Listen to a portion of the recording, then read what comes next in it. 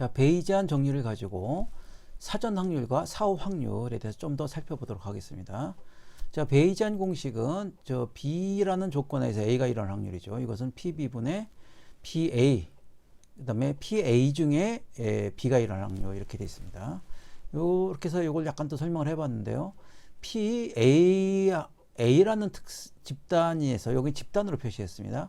A라는 집단에서 B라는 특성이 있는 확률. 이걸 좀 이게 어떤 그 베이지안 정리는 다른 분야에서 다양하게 사용되기 때문에 특성이라는 말로 표현했습니다. 그러면 반대되는 것은 B라는 특성을 보였을 때 A라는 집단에 속할 확률. 자, 그래서 요 PA를 사전 확률이라고 합니다. 그 다음에 요 B에서 A를 사후 확률.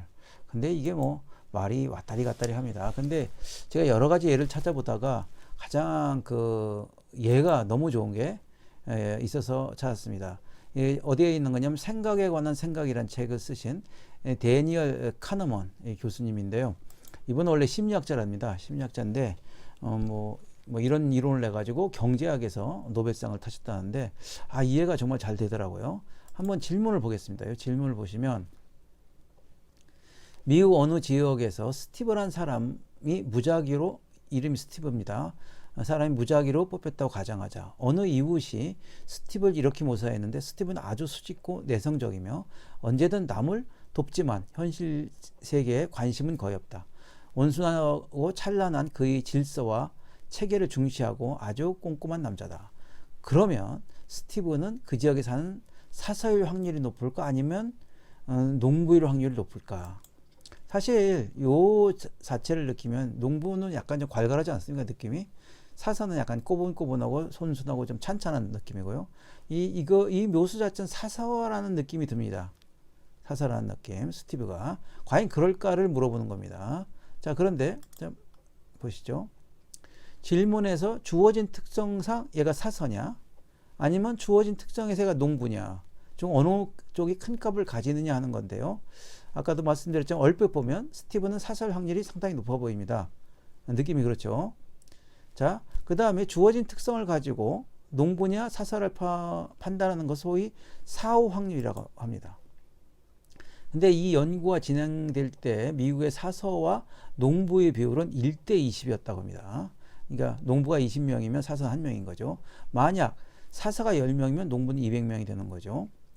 자, 그런데 사서 중에 스티브 같은 성격의 소유자가 40%라고 하면 상당히 많은 거죠. 그 농부 중에 10%, 농부는 적게 본 겁니다. 상당히.